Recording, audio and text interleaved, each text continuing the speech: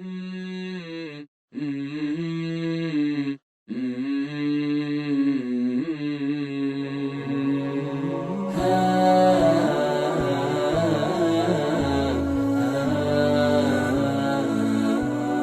اللہ الرحمن الرحیم۔ زندگی سے لطف اٹھائیے۔ سبق نمبر 129، آپسی بات چیت کا فن، دوسرا حصہ۔ حضرت عمر رضی اللہ عنہ بار بار یہی کہتے رہے، اے اللہ کے رسول، ابو سفیان کو قتل کر دیجئے۔ عباس رضی اللہ عنہ نے ان سے مخاطب ہو کر کہا، عمر ٹھہرو، واللہ اس کا تعلق بنو عدی بن کعب، یہ عمر رضی اللہ عنہ کا قبیلہ ہے، اگر اس سے ہوتا تو تم یہ بات نہ کرتے۔ عمر رضی اللہ عنہ کو پتہ چل گیا کہ وہ ایک ایسی بحث میں پڑھنے جا رہے ہیں جو فی الحال بے فائدہ ہے۔ انہوں نے اطمینان سے کہا، ٹھہرو عباس ٹھہرو، واللہ تمہارا اسلام، جس دن تم مسلمان ہوئے مجھے اپنے والد خطاب کے اسلام لانے سے زیادہ پسند تھا اگر وہ مسلمان ہو جاتے، اس لیے کہ مجھے معلوم ہے کہ تمہارا اسلام لانا رسول اللہ صلی اللہ علیہ وسلم کو خطاب کے اسلام لانے سے زیادہ پسند تھا۔ عباس رضی اللہ عنہ نے یہ بات سنی تو خاموش ہو گئے اور یہ بحث ختم ہوئی۔ عمر رضی اللہ عنہ چاہتے تو بات کا بتنگڑ بنا سکتے تھے کہ کیا مطلب ہے تمہارا، تم میری نیت پر شک کرتے ہو، کیا تم میرے دل کی حالت جانتے ہو، خاندانی نعرے کرنے کی کیا ضرورت ہے، لیکن انہوں نے ایسا نہیں کہا۔ شیطان کو اتنی ہمت نہیں تھی کہ ان کے درمیان یوں آسانی سے پھوٹ ڈال سکے۔ عمر اور عباس رضی اللہ عنہما خاموش ہو گئے۔ ابو سفیان کھڑے دیکھتے رہے کہ نبی صلی اللہ علیہ وسلم کیا حکم دیتے ہیں۔ آپ نے فرمایا، عباس ابھی انہیں اپنے خیمے میں لے جائیے، صبح میرے پاس لائیے گا۔ عباس رضی اللہ عنہ ابو سفیان کو اپنے خیمے میں لے گئے۔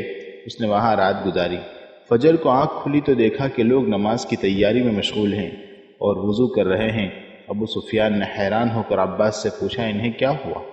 انہوں نے بتایا، ان لوگوں نے اذان کی آواز سنی ہے اور اب نماز کے لیے نکل رہے ہیں۔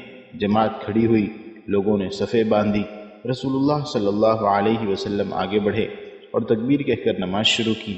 ابو سفیان نے دیکھا کہ رسول اللہ صلی اللہ علیہ وسلم رکوع کرتے ہیں تو مسلمان بھی رکوع میں جاتے ہیں، اور رسول اللہ صلی اللہ علیہ وسلم سجدہ کرتے ہیں تو مسلمان بھی سجدے میں چلے جاتے ہیں۔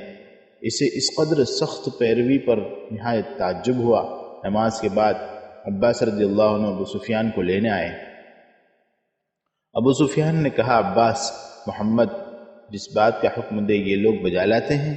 کہا، ہاں واللہ، اگر وہ انہیں کھانا پینا چھوڑ دینے کا حکم بھی دیں گے تو لوگ ان کی اطاعت کریں گے۔ ابو سفیان نے کہا، میں نے تو قیصر و کسریٰ کی بادشاہت میں بھی اطاعت اور جانثاری کا یہ عالم نہیں دیکھا۔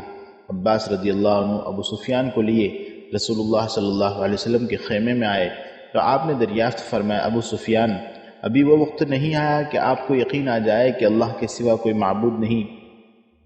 ابو سفیان نے جو رات مسلمانوں میں گزاری تھی وہ اس کے دل میں بھڑکتی دشمنی کی آگ بجھانے کے لیے کافی تھی۔ اس نے کہا، میرے ماں باپ آپ پر قربان، آپ کس قدر برداشت کرنے والے مزاج اور کریم اور صلہ رحمی کرنے والے انسان ہیں۔ واللہ میں سوچتا ہوں کہ اگر اللہ کے علاوہ میرا کوئی معبود ہوتا تو وہ میرے کسی کام ضرور آتا۔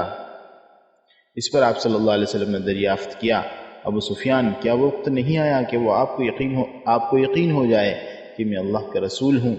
ابو سفیان صاف بولنے والا آدمی تھا۔ اس نے جواب دیا، میرے ماں باپ آپ پر قربان، آپ کس قدر بردبار، عزت دار اور صلہ رحمی کرنے والے انسان ہیں۔ واللہ اس بارے میں بھی ابھی تک دل میں خلش سے باقی ہے۔ اس پر عباس رضی اللہ عنہ نے ابو سفیان سے کہا، ابو سفیان، اسلام قبول کر لو، یہ شہادت دو کہ اللہ کے سوا کوئی معبود نہیں اور محمد صلی اللہ علیہ وسلم اللہ کے رسول ہیں۔ ابو سفیان تھوڑی دیر خاموش رہا، پھر بول اٹھا، اشہد ان لا الہ الا اللہ و اشہد ان محمد رسول اللہ۔